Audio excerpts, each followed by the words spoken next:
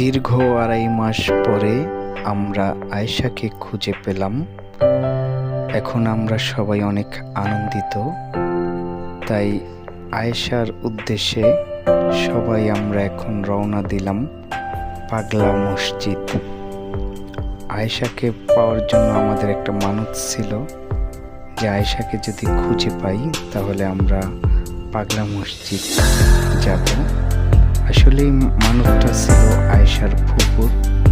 তো এই মানতটা আমরা পূর্ণ করার জন্য সবাই রওনা দিলাম পাগলা মসজিদ।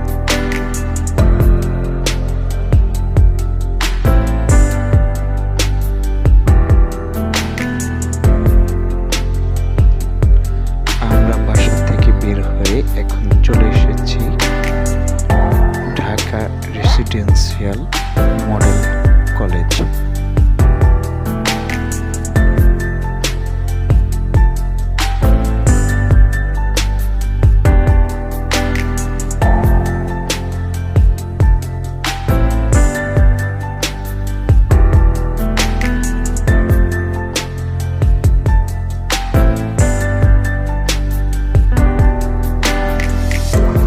এখানে আয়েশার দুটো ফুপু আছে, মাঝখানে আয়েশার সেজ ফুপু এবং বামে আয়েশার ছোট ফুপু।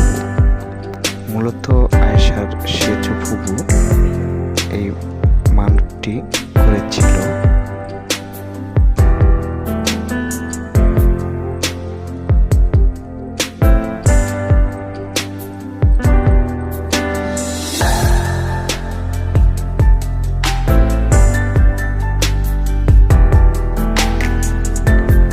দূর আগালেই আমাদের খুব পরিচিত একটি বিদ্যালয় দেখা যাবে, গণভবন সরকারি উচ্চ বিদ্যালয়। আর এই বিদ্যালয়টা আয়েশার বাবা ছোটবেলায় পড়তেন।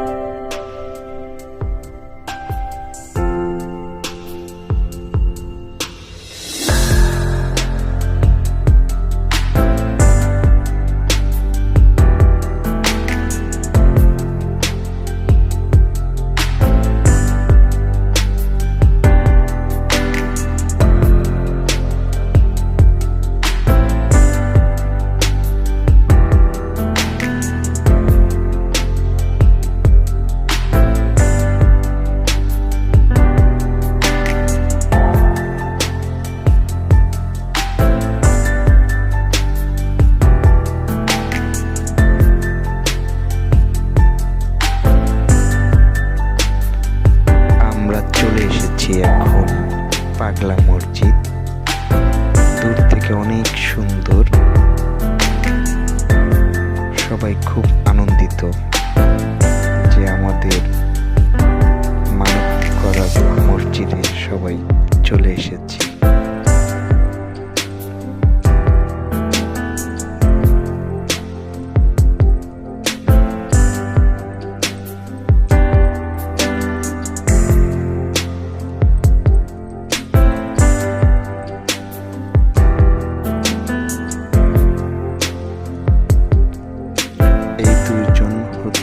আয়েশার ফুফাতো ভাই, একজনের নাম হাসিব আর একজনের নাম হামিম।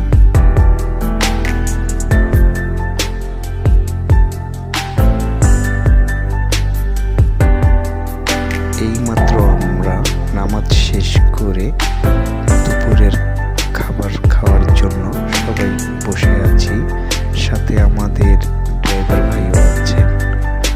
আর সবচেয়ে মজার ব্যাপার যে আমরা খাবারটা বাসা থেকে রান্না করে নিয়ে এসেছি। সবাই একসাথে বসে আছি, খুব আনন্দতে আছি।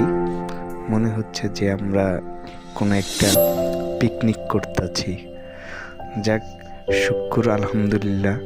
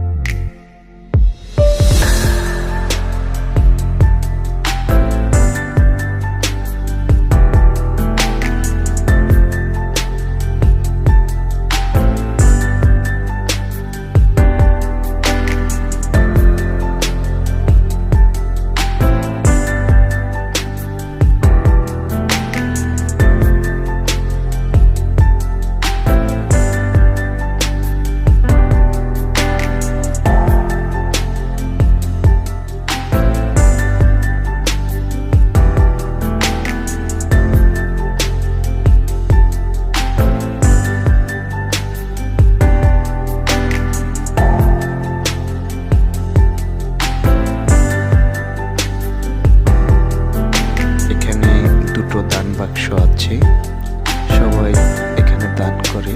তো আমরাও কিছু দান করলাম।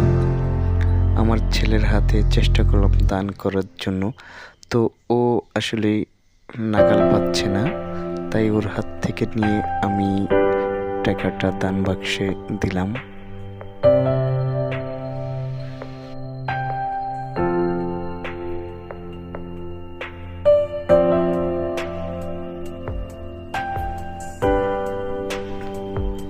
এরপরে পলিও কিছু দান করলো। এরপরে আমার দুটো মেয়ে আসলো, তারাও কিছু কিছু করে দান করলো। ওরা দান করতে পেরে খুব আনন্দিত, ওদের চোখে মুখে খুব আনন্দ। এখানে রূপা ও আমার দুই মেয়ে একসাথে আছে। তারা পাগলা মসজিদের রাতের সৌন্দর্য উপভোগ করছে। রাত পর্যন্ত আমরা না থাকলে বুঝতে পারতাম না যে পাগলা মসজিদ রাতে এত সুন্দর। যেদিকে তাকাই সৌন্দর্যে যেন মুগ্ধ হয়ে যাই। পাগলা মসজিদ এত সুন্দর না দেখলে যেন বুঝতেই পারতাম না।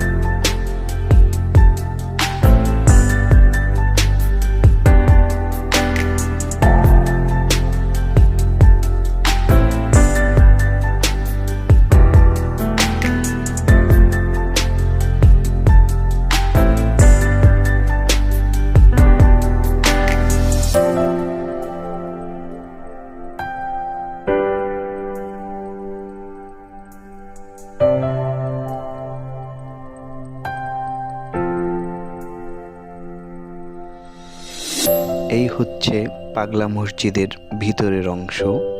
দেখতে খুব সুন্দর, রঙে রঙে সাজানো মসজিদের দেওয়ালগুলো।